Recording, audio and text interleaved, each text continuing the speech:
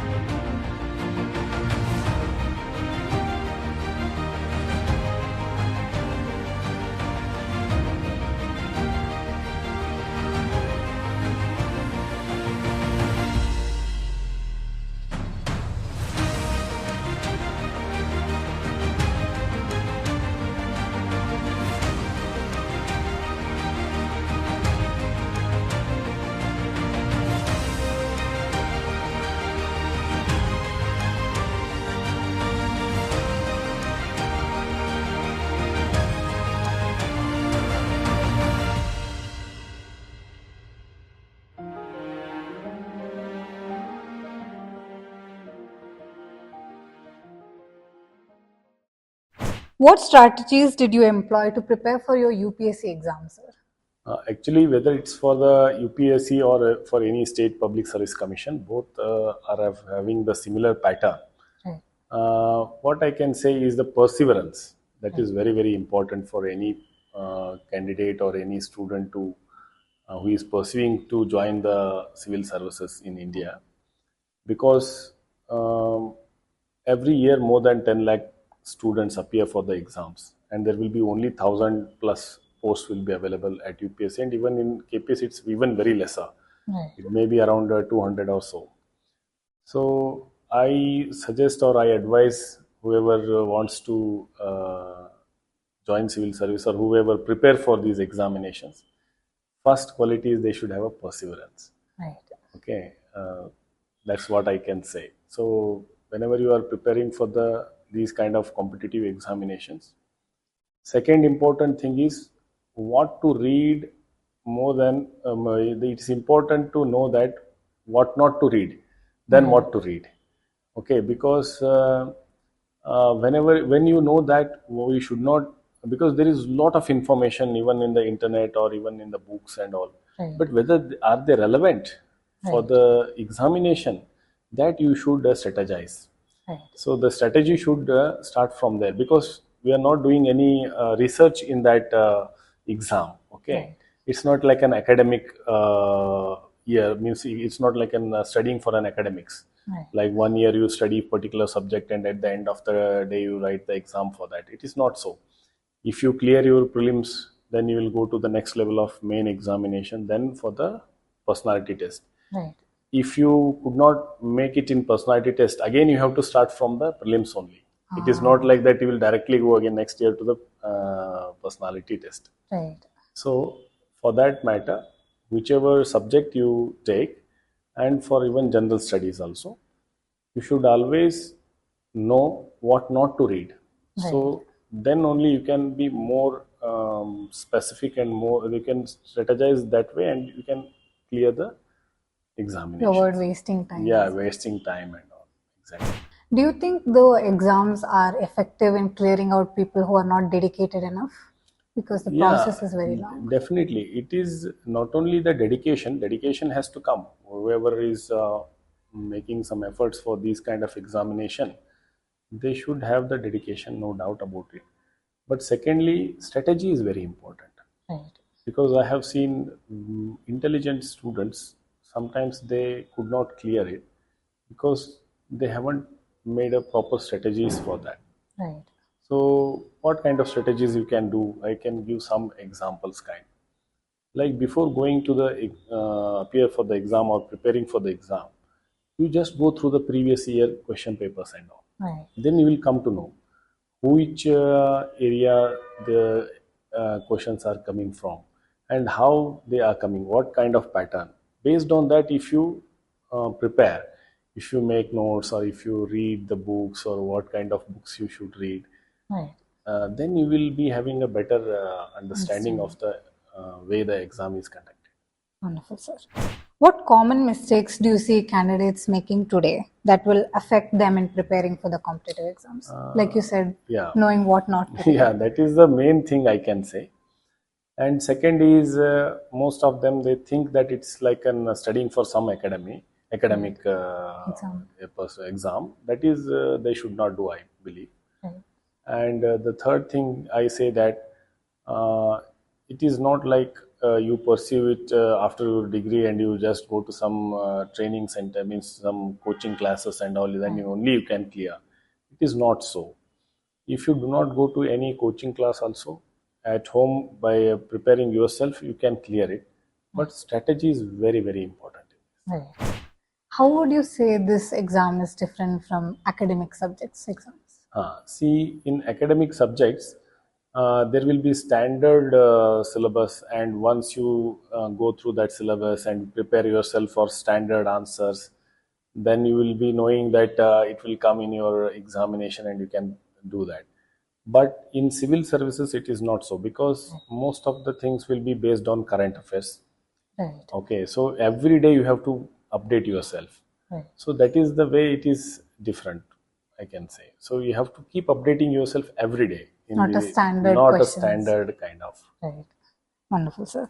How important is time management in preparing for UPSC, and how can students decide a strategy for Yeah. that, sir? Actually, for everyone, it is 24 hours, Yes. isn't it? Yes, sir. So, for time management, I can say first is again that it is not so that some may say that they have studied for 16 hours or 14 hours and all. Yes, exactly. Definitely, we have need to study more than 10 hours. I agree with that. But qualitative study is also very important. How much you remember means how you make the notes and how you make a key points to remember those whatever Right. you have read. That is very important. Right. What role do mock tests play in the preparation, and how can students prepare for that also? That is very, very important, I can say. First of all, the exam fear will go, and you will also know the pattern of the question, means how to complete the questions in time. That Right. you will come to know when you do the mock test, and kind of exam fear most of the candidates will be having, that will go away. So then mock test again you have to do. I suggest if the UPSC or KPSC is conducting exam from 9 to 12, you also schedule your mock test for the same time, same Right. hours of the day, so that that will also give you more confidence. And I suggest the candidates that you appear for all the exams whichever is conducted by the different departments and all, so that you will get more confidence. Right. The more you write exam, don't you need not to join those services if you get selected, but if you appear for those examinations, that definitely will boost your confidence for any competitive exams, I can say. Wonderful. And other than mock tests, what other steps can students take to reduce their exam fear, sir? Apart from mock test, I can say the group discussion, because many will be preparing for the civil service along with you. You can have a group discussion so that you will come to know what are the other things that you are missing in your preparation, Right. and also some of the standard answer sheets you can get. Those who are successful candidates also can guide you also in that. Right. And you can go and meet those successful candidates who have cleared the exams in the recent past. Right. Okay, not like us, we are already 10 years above. So those who have cleared now recent past, Right. if you go and interact with them, then it will be more helpful for you. Can you share your journey to becoming an IPS officer and what inspired you to take this path, sir? Actually, since I belong to the northern part of Karnataka, there the wearing of uniform is a very for fascination for any student at the age of teenagers, what I can say. Right. So when I was in my high school days, I was a NCC cadet. Oh. So that actually fascinated me to wear uniform, because when you are NCC, you will be wearing that uniform, so you will fall in love with that uniform.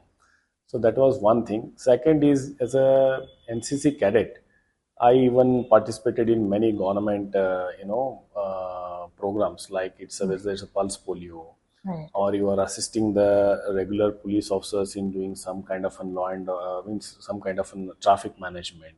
Right. These kind of work or the services we did as a NCC cadet. Right. So that was the first inspiration, I can say. And second is, I read a book of Dr. Kiran Bedi, I Dare, at the Okay. time. So the great thing she has done in Tihar jail and all. Right. So that actually made me to think of joining the uniform services, I can say. Right. Wonderful, sir. That's a huge inspiration for a lot of people, I believe. Thank you. What were some of the biggest challenges you faced and how did you overcome them, sir? Biggest challenges, because I can say that for a police officer in day-to-day work, we come across many challenges, Right. because our work is of such nature. Because you cannot expect every day that a similar complainant will come to you, or some kind of an public, they will come with a different issues with them. Right. So every day it's challenging for you, Right. but you have to what I tried is, I always try to solve those problems or issues in a legal framework, Right. because that is the best way, I can say, to solve anybody's problem. So these kind of challenges that come, and we all are trained for that. Right. Because no, you can see in many other services, they do not give a training for years together, whereas we have almost 2.5 years of training, 1 year in academy and 1 year in a field training. So that will make you to face all sorts of challenges in your professional life as well as personal life also, I can say. What personal life challenges did you face, sir? Like personal life challenges, because as you know, always it is said that these police service or administrative services, these are all like an emergency kind of services, means 24 into 7 you should be alert. Right. You need not to work 24 into 7, but your mind should be alert, because at any moment of time you may get a call. Right. And all. So definitely family life little get disturbed with this. Right. So that is the challenge we all the police officers we face. Could you give us an overview of the training that happens at the academy, sir? Actually, Karnataka Police Academy is a premier institution in entire Karnataka. We train the officers of the rank of sub-inspectors and direct DSPs for 1 year, and also the IPS officers, those who get Karnataka cadre as an institutional training for 1 month. Right. So these are the three kind of basic training we do, and apart from this, we also conduct some post-promotional courses for the officers who get promotions, Right. and also some kind of refresher trainings, because we all know that training is a continuous process, because everyone has to upgrade their skills Right. with whatever the challenges we face in the field, whether it is related to cybercrime or whether it's related to the narcotic drugs and other kind of these challenges that have come every day. So we also have to train our officers in that regard. So these are all the training activities we conduct for our officers. Wonderful, sir. What are the key qualities, according to you, that make a good police officer? Actually, first of all, police officer should be a good human being. Right. That is the first Yes, sir. quality I can say. With the professional level, I can say yes, definitely you should be a very sound with your profession. Professionalism must be there. And second is integrity, I can say. Right. And the third one is you should respect the diversity because that is the core strength of our country, I can say. Right. We are so diverse in all aspects, whether it's a religion, whether it's a language, whether it's a culture and all. So if the police officer have these three qualities, then definitely it will be a very easy for him to sail through. Right. What about honesty, sir? How honest do you think a police officer should be? Because we can see a lot of corruption, and they say that you should be corrupt to climb the ranks at times. No. So, It is not so at all. See, that's what I mentioned the word integrity right, rather than the honesty and all. honesty. So integrity means there is some kind of a professional standards that a police officer or any administrative, those who are in government services, they should have. Not only the officers, even the general public also, I believe, they should also have a kind of an integrity in their behavior or attitude and all. So it's all about your integrity, your personal commitment, how you take these kind of things means in your professional life. And I believe that the moment you feel that you are not permanent, this post is not permanent, this uniform is not permanent, this seat is not permanent, then you will understand you are why you are sitting there. You are sitting there because you are giving services to the public, your services to the people. So when you feel that, that inclusiveness comes, that if you are come to my office and if I feel that, oh, you are also a citizen of my country and you have come to me to seek some kind of an solution, if I feel that, and then the corruption or kind of other things will never come in that way at all. Right.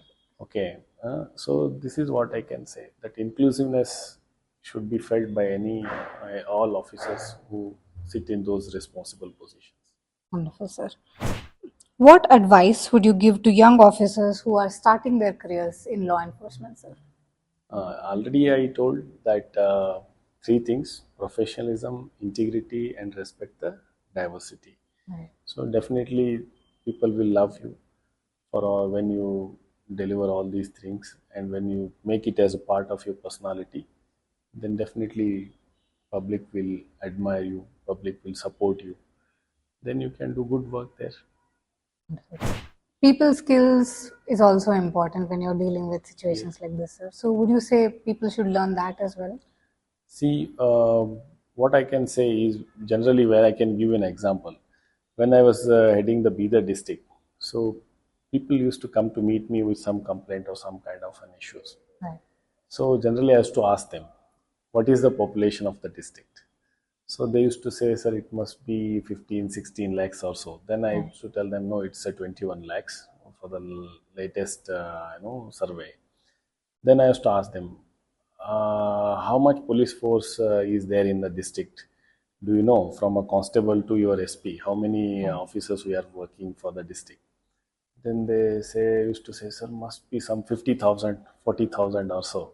Then I used to tell them, if we were 40,000 or 50,000, I would have been felt like a king here. But we were only 1,586 from a constable to a SP. So imagine 1,500 of force is serving the 21 lakh population. So then I used to tell them, see, but your expectation is that there must be 50,000 police force in the district. Right. So rest of that 48,000, it has to be a law-abiding citizens. Oh. So if they become law-abiding, then definitely that you can serve 21 lakh population very easily. The more the number of the law-abiding people increases in the society, Right. the burden on the police will be very, very less. That I Wonderful, can sir. say. How has technology impacted modern policing, and what skills should new recruits develop in that sense? Actually, the modern technology, it's inevitable, first of all, because nowadays everyone is using the Mobile technology. phones. Mobile phones means technology. Nowadays, mobile phones means it's like, open to anything and everything. Right. Yes, sir. Okay, so in that regard, some people, make misuse of it and try to, threaten others or trying to, Scam and things. yeah, do the scams and other fraud and other things.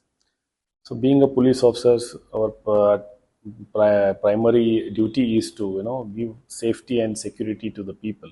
Right. It's not only the physical safety and security. Even we should also give awareness to the people about all these kind of cyber crime, frauds, and everything. So, before giving awareness to others, we also should know what it is exactly. Right. Yes. So, in that regard, Karnataka Police Academy, we have recently revised our entire syllabus under the guidance of our additional DG Shri Alok Kumar sir and all our team members, Right. and also with the help of the cyber experts. That what all we have to teach to our students in that regard. So this already we have included, and we Right. also have it's under pipeline that we are signing an MOU with Infosys and as well as with Oh, ISAC wow. for that matter. Yeah. So it has come to a final this one. So shortly we are going to do that. So this is how I can say that Karnataka Police Academy is trying its best to equip our officers with the modern, know-how of the investigation and other aspects. You're ahead of the game, sir. It has to be. Right. How do you address mental health and stress among trainees and officers, sir? See, mental health and stress. Stress comes when we are not professionally sound.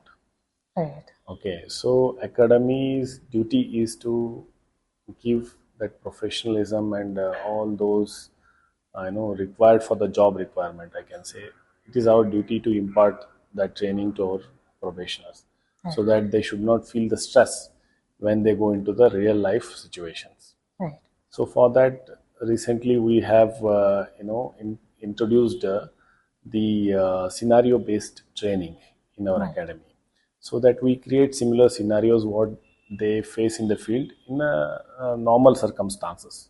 Right. So that how they have to react to that, or how they have to respond to that situation, how they have to address the situation. Right. So they will be trained here, so that once they go to field, they should not feel that they don't know how to deal with that situation. Right. And in this regard, actually, we had an MOU with the Bavarian police from Germany. Oh, So they have introduced this kind of training. So we are also took some good learning points from them and best practices, and we are also giving to our trainees. So we have signed MOU with them, and we are regularly interacting with them. Also, they are also taking few good things from us also. So this is how we are, going. staying ahead of the Yeah, game. ahead of the game. How do you think AI has impacted the officers who are on the field now, sir? Yeah, definitely. AI, in the sense, I can say, for the investigation purpose, not exactly AI, I can say, but the technology as such has helped a lot. Right. Because in rural areas, especially, still there are some conventional crimes taking place. But in all the conventional crimes, definitely there will be some kind of an digital footprints the accused will leave. Right. So the technology is helping the police officers to nab such culprits and help the public at large, I can say. How has the relationship between the police force and the public evolved in the recent years, and what role does the academy play in shaping that, sir? Actually, I can say police and public, they are like a water and a fish. So if the fish has to survive, it has to be in a water. Right. And if the water has to be, lively, or you can see that creature should be there. Right. If you say that, oh, is this water is lively and all, then there should be creatures there. Right. So it's a very, very close relationship. You cannot, if you take out the fish out of the water, it will die. Right. And if there will be only a water, then you will not appreciate it because it's of no use for anything. So I believe that the relationship of police and public since after independence, I can say, because when British police were there, then their priorities were different. Right. Okay, their priorities were more on maintaining of the law and order or curbing the freedom of the public and all. Right. But after independence, the priorities of the police as an Indian police is entirely different. So we are more of protecting our people from the crimes and all. That's the prevention of crime. Right. And if the crimes takes place, also we detect it, and also we give a sense of safe in the minds of the people. So that is our priority. I can say over the period it developed like this, and nowadays we are more focusing on prevention of crime rather than putting our efforts for the detections. Right. Because the way you prevent the crime, then definitely that is the best part, I can say. Right. Yes. And when you speak of preventing crime, then the involvement of community is very, very important. Right. Because as a civilian, you never want a crime to happen, right? Right.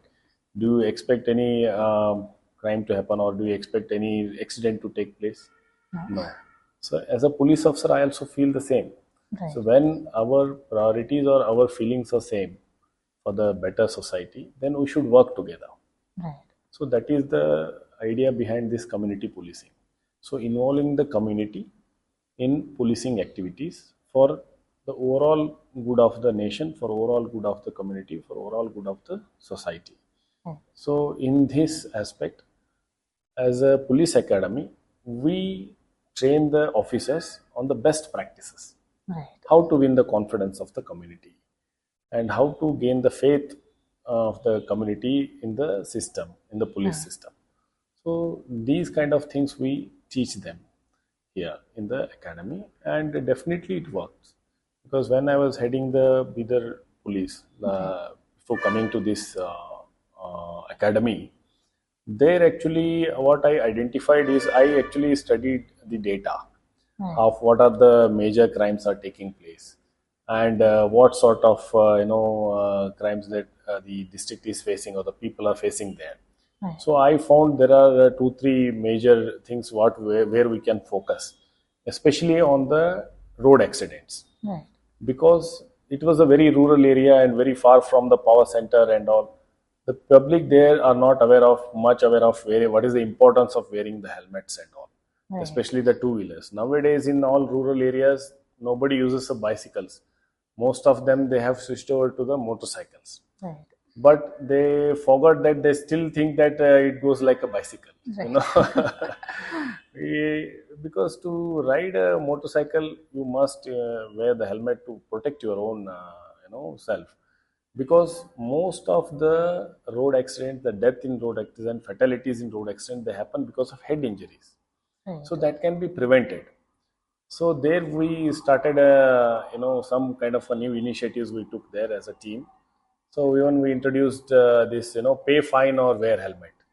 Oh. Means we requested the Automobile Association and all those who NGOs who are working there in the district to provide the helmet at the same rate of a rate for the fine amount. Fine. Okay. So if it is a 500 rupees fine for not wearing helmet, so we keep the helmets there, and whoever is not wearing, if he is caught, we ask him, see, you can either pay the fine of 500 rupees or you buy can a just helmet. buy the helmet for the 500. Wow. So it impacted a lot. They started thinking why police is giving helmets to us. So they started thinking, oh, it is for our own safety. Right. So then slowly we almost gave around 15,000 plus helmets in 6 months. Wow. And second, we did a marathon also to educate the youth especially. Right. And 10,000 people participated in that marathon. Wow. It is there in the YouTube. You can say all the education institutions and everyone supported for that cause. And we also created one cartoon character.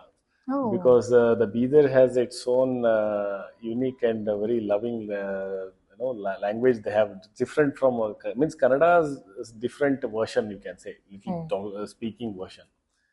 So we made one character in that. We said it's a Bidar Dhori. Dhori means a elder person. They call them as a Dhori.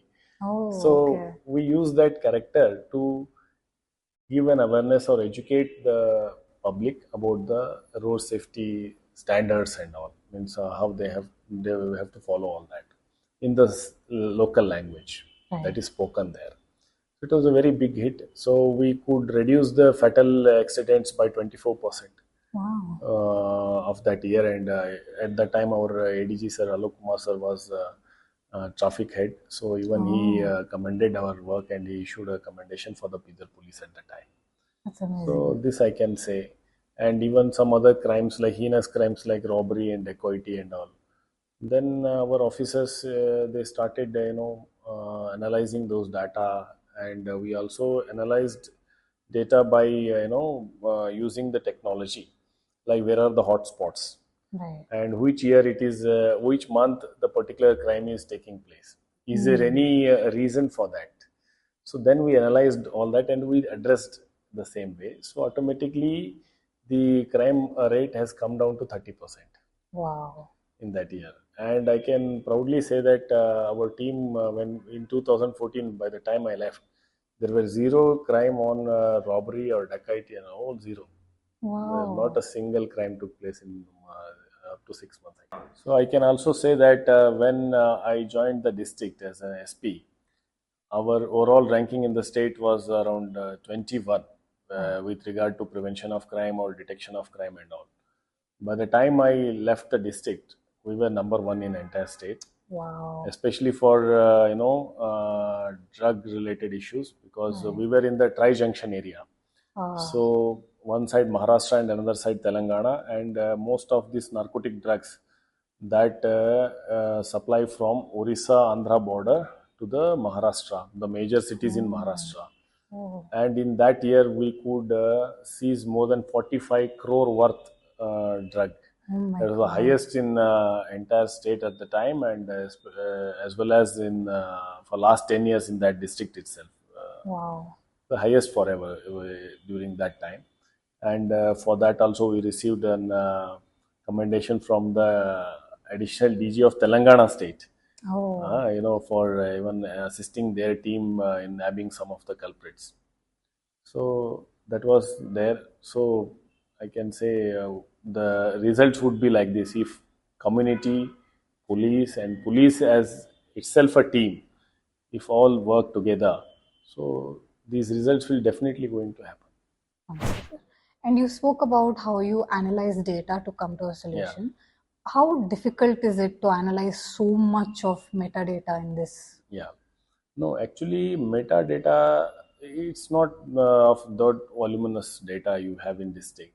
What exactly is category of crimes you have, and that will be very well maintained in our. We have our own police IT system, Right. so it is there in our system. So only thing is that you need a way to analyze that, Right. like the area wise, year wise, month wise, what kind of crimes are taking place, whether Right. are they conventional crimes or some crimes are happening in only particular time or particular area. Is there any common factor behind that? Right. If you analyze in that way, then it will be very very easy. How the accidents reduced also, I will tell you the interesting thing. When we made a hotspots, or when we put a mapped all these accident places on a map, Right. then we identified there are some hotspots Right. that every year there are accidents are taking place. Then we went, our police officers, we went there with along with the engineers. Right. Then we checked the any engineering defect is also there. We corrected some 30 plus such kind of an engineering defects on those roads. So Oh. that only prevented many accidents. Right. So with regard to accident, I can say that.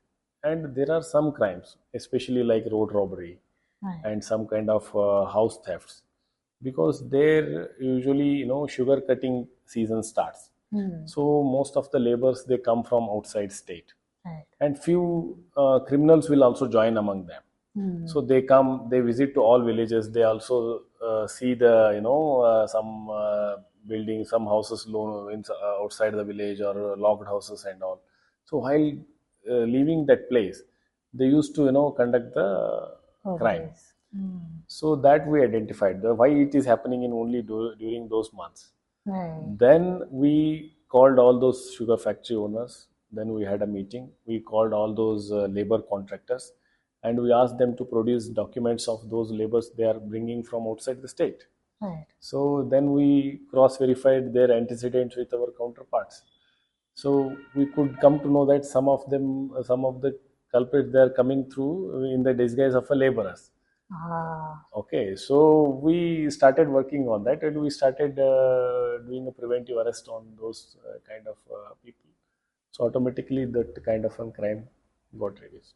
Wonderful, sir. That's amazing. If being able to prevent crime by analyzing data, Yes, that's amazing. definitely. What are your thoughts on community policing and its role in building trust between the citizens and police? Very, very important, as I already mentioned, because if we think that it is the only sole responsibility of the police force to prevent the crime, then it can never happen, Right. because it's ultimately everybody's responsibility, every citizen's responsibility to report crime or to prevent crime, or even not get victimized also, Right. isn't it? So some of the things means, you know that we may get victimized if you are going to a jatra and you are wearing all the Gold valuables on and you, and there will be a huge gathering. So you are prone to get victimized in that. right. So that is also very important. So to create all this kind of awareness among the public, it is the responsibility of the police. Once the awareness is created, then the job of police will be very less. Then the stress will be less. They can focus on other issues Right. of policing, isn't it? So this is where I can say that community and police should work together, and then definitely there will be a good outcome out of that, I can say. Wonderful, sir. What motivates you to serve in the public office, and how do you inspire others to pursue similar paths, sir? See, what I can say is most of us, means as youngsters, they join the civil services watching some movies. Right. But I can say that okay, that's okay to just to get an inspiration, you can say. But once you join, it is not so. It's not like a movie. Right. It's a very, very serious work you have to do here, Right. because you are a very responsible position. You will be working when you are in the field. Right. So you should understand that first, because when you come to particular department or particular position, then here you are there to solve people's problems. Right. You are here to assist them. So that I can say is that when you come, you should come with a commitment, Right. or else don't come. Right. Whichever field you feel that you give your 100% there, you please go there. Right. If you want to come here, then you give your 100%. Right. That's what I can say to the who wants to join the civil services. Wonderful, sir. Can you discuss any initiatives that you've led at the Karnataka Police Academy to improve community relations, sir? Okay, actually, as such, Karnataka Police Academy, we rarely interact public directly, but we send our police officers when they are getting training here. We send them to the police stations when there is a particular crime takes place, and just make them to know how the things, how the police officers who are already in the field, how they responding to those kind of situations, just to make them aware and all. Right. And also we take some video clippings over the internet and all, how the public is responding to the police actions, whether it is right or wrong, because so many ethical dilemmas also the Right. police officers will be having. Yes, sir. So those kind of things which are already there in the internet, or even in the society, that we take and we show to officers. As such, means once they come to know all those things, then definitely once they go to field, they will help the people. So in that way, we are indirectly helping the community about the policing, I can say. Wonderful, sir. What is your vision for the future of Karnataka Police Academy, sir? See, the way ahead, it's definitely all officers before whoever have held these positions, definitely they have contributed a lot. Right. Today, all this infrastructure or all the best officers, they are working in the field. It's all because of the contribution of all my predecessors as well. Right. Yes. So I'm just taking that, chariot to the further. Right. That's only a responsibility I am having now. But now, what our team, I can say, because I always, whenever I say, if it is, I'm saying I means in my team only. Right. So we have recently, organized a meeting with all the training institutions in the Mysore, which are situated in Mysore, Right. and all their capabilities, what they can means what we each other can collaborate in some of the things. Ah. So in that way, actually, I think we are trying our best. We are trying our best to take the police academy to the next level Right. by revising the syllabus, Right. making it up to date, and second is collaborating with the training institutions which are available in and around us and taking their expertise in particular subjects which is required for our police officers. Right. And the third thing is again there's improvement in infrastructure and all, so that we are also looking for. So these are the areas we are mainly focusing on in coming days. What advice would you give to youth who are interested in pursuing a career like yours? Career. That's what I say. If you want to join civil services, you come with 100% commitment. Right. Then once you come, then don't think that, oh, I should have been, if I was a software engineer, I would have better there. Or if I was a doctor, I was have better there. If I was I would have become a businessman, I would have been better. Then don't compare your profession with others, because Right. every profession has its own pros and cons. Right. So before coming, you interact with the officers who are in the field, and if you feel that yes, you can give 100% in for this post, then please join. Wonderful, sir. What leadership principles do you follow to manage and inspire a team as big as yours, sir? See, when you say a leader is someone who can see better, because you are on a particular hierarchy in your position, Right. that you are leading others. So at that height, you will be having more clear vision than your officers whom you are leading. Right. Okay. So first of all, thing, you should have a vision. Right. A leader should have a vision. That is one thing. Second is the inclusiveness. Means whatever all your officers whom you are leading, you should respond to them. You should feel them, part of your team. Right. And whatever the challenges they are facing, you should also feel those challenges, and you should assist them. You should be part of the team to resolve them. Right. So this two things I can say, that one is the inclusiveness and second is the vision. If we follow in our day-to-day life, then definitely you will be a true leader. Otherwise, by position only you will be a leader. Right. Wonderful. What message would you like to convey to the young people about, like you said, the importance of integrity, sir?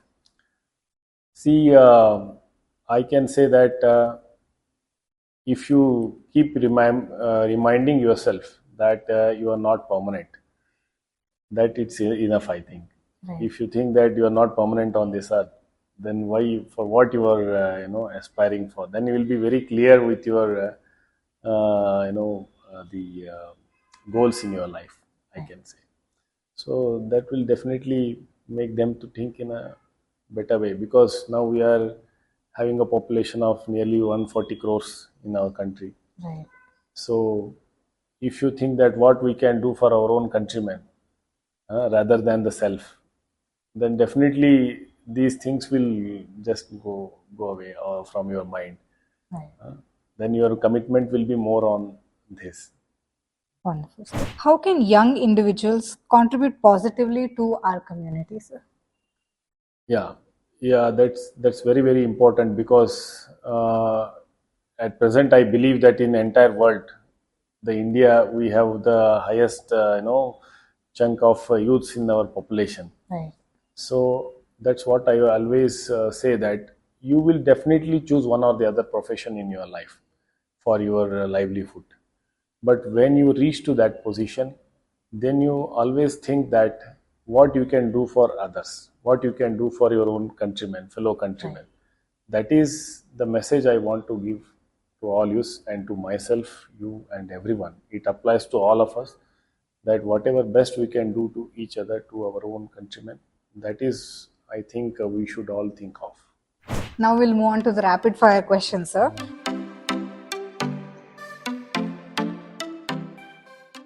What is your favorite food? Food, I can say North Karnataka, roti. Wonderful option, sir. With roti, what would you like to have? Yeah, roti and that, these, I don't know, sprouts. Okay. That bhaji they make in our culture there. So I love that. If you could be a superhero, who would you be, sir? Would you be a police officer again? See, it's again this I think a very individual question I can say. All are superheroes in their own way, I can say. Right. So being yourself is in its own is like being a superhero. Wonderful answer, sir. That's very unique. What one book would you recommend that everybody reads? That as I read in my childhood, I can say the I Dare, the book by Kiran Bedi. That was an inspiration for me. Wonderful, sir. What kind of music do you listen to, sir? I generally listen all sorts of music, not particular. I love Hindi songs. Wonderful. What's your favorite song, sir? That in Rang De Basanti there was a song in Hindi. Okay. That was my favorite. Wonderful, sir. Rang De Basanti Chola. Nice. Is that your favorite movie? Yes. Wonderful. What's your favorite childhood memory, sir? The most memorable childhood memory I can say is hitting a six. Oh. When I was playing cricket, I hit the longest six. Wow. And till it is not broken. Wow. Someone should give you a medal for that, sir. Thank you so much, sir, for giving the time of the day today. I'm sure you're a busy person, but I learned a lot from you. It's my pleasure, and I wish you all the best. I can see that you have a very bright future, Thank and you, I sir. wish you all the best. Thank you so much, sir. Thank you for watching.